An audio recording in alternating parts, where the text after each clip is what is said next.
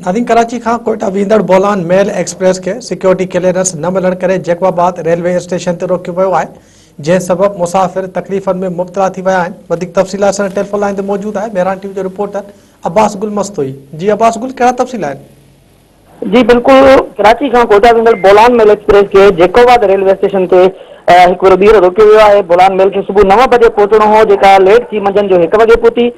बोलान मेल express जे हवाले सां railway अमलदारनि जो चवणु आहे त बोलान मेल एक्सप्रेस के सिक्योरिटी क्लियरेंस न मिलण सबब रोकियो वियो आहे। बोलान मेल के जैकबाबाद रेलवे स्टेशन ते रोकण सबब मुसाफ़िरनि खे तकलीफ़ खे मुंहुं ॾियणो पियो।